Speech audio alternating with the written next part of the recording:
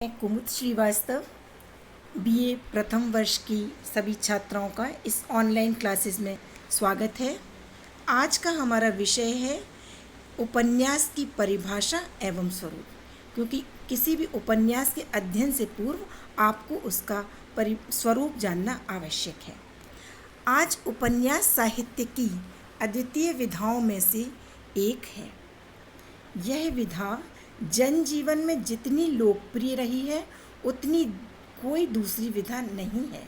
Doctor Govind Prasad Trigunayat ने उपन्यास के महत्व पर प्रकाश डालते हुए लिखा है, साहित्य विधाओं में से उपन्यास का बड़ा महत्वपूर्ण स्थान है। साहित्यिक दृष्टि से ही नहीं, सामाजिक और मनोवैज्ञानिक दृष्टि से भी इसकी गणना प्रथम कोटि की विधाओं में होने लगी है। साहित्य जीवन और जगत की प्रतिच्छाया है। जीवन और जगत की जितनी सुंदर और सर्वांगपूर्ण व्याख्या उपन्यास में दिखाई पड़ती है उतनी अन्य किसी विधा में नहीं मिलती। जीवन और जगत के अत्यंत निकट होने के कारण उपन्यास सर्वाधिक लोकप्रिय साहित्य का स्वरूप बन गया है। संस्कृत साहित्य के लक्षण ग्रंथों में उपन्यास शब्द का प्रयोग दृष्टिगत होता है। एक स्थान पर उपन्यासः प्रसादनम अर्थात प्रसन्न करने को उपन्यास कहा गया है। भरत मुनि के अनुसार उत्पत्ति क्रतो हनर्थ उपन्यासः संकीर्तितः अर्थात किसी अर्थ को युक्ति युक्त रूप में उपस्थित करना ही उपन्यास कहलाता है। परंतु संस्कृत साहित्य में उपन्यास नाटक की संधि के रूप में प्रयुक्त हुआ है, लेकिन आज के युग में उपन्यास एक स्वतंत्र साहित्यिक विधा है, वह किसी का अंग या भेद नहीं है। हिंदी साहित्य में उपन्यास पाश्चात्य संस्कृति की देन है। उपन्यास का अंग्रेजी शब्द नोवेल है। नोवेल शब्द की व्युत्पत्ति नोवेलेस या नोवस शब्द से मानी गई है।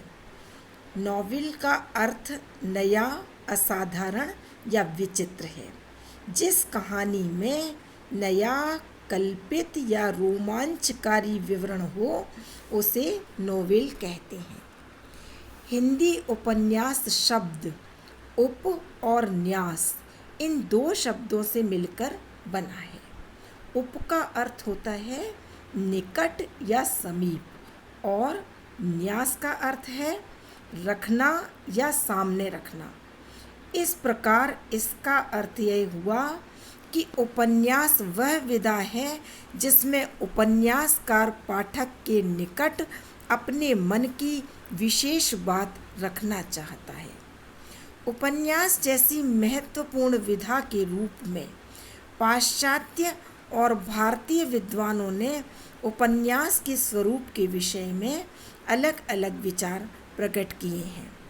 पाश्चात्य विद्वान वेबस्टर ने उपन्यास की परिभाषा देते हुए लिखा है, उपन्यास एक ऐसा कल्पित, विशालकाय तथा गद्यमय आख्यान है जिसमें एक ही कथानक के अंतर्गत यथार्थ जीवन का प्रतिनिधित्व करने वाले पात्रों और उसके क्रियाकलापों का चित्रण रहता है। बेकन ने उपन्यास को जीवन का एक ऐसा चित्र माना है जो पद्य में नहीं अपितु गद्य में अंकित किया जाता है। रॉबर्ट रिडेल ने उपन्यास को नवीनतम साहित्यांग माना है। इस प्रकार पाश्चात्य विद्वानों ने तो उपन्यास को यथार्थ जीवन का सजीव माना है। हिंदी साहित्य के विभिन्न विद्वानों ने उपन्यास के संबंध में अपने पृथक पृथक विचार प्रस्तुत किए हैं। डॉक्टर श्याम सुंदर दास ने उपन्यास के विषय में कहा है, उपन्यास मनुष्य के जीवन की काल्पनिक कथा है। उपन्यास सम्राट प्रेमचंद ने कहा है कि मैं उपन्यास को मानव चरित्र का चित्र मात्र समझता हूँ। मानव चरित्र पर प्रकाश डालना और उसके रहस्यों को खोलना ही उपन्यास का मूल तत्व है।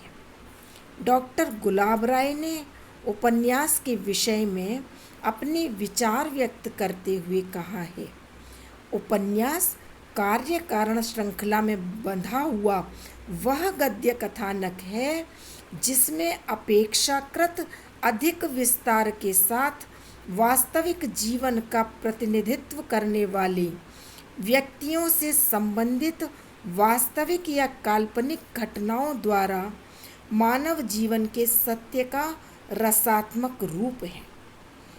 इस प्रकार सभी विद्वानों ने पाश्चात्य, संस्कृत और भारतीय विभिन्न रूपों में उपन्यास के स्वरूप की चर्चा की और अंत में निष्कर्ष रूप में ये कहा जा सकता है कि पाश्चात्य और भारतीय विद्वानों की परिभाषाओं का अवलोकन करने के उपरांत जो निष्कर्ष निकलता है वह यह है कि उपन्यास साहित्य की वह स्वतंत्र गद्यात्मक विधा है जिसमें मानव जीवन के विविध रहस्यों का बड़े रोचक ढंग से उद्घाटन किया जाता है।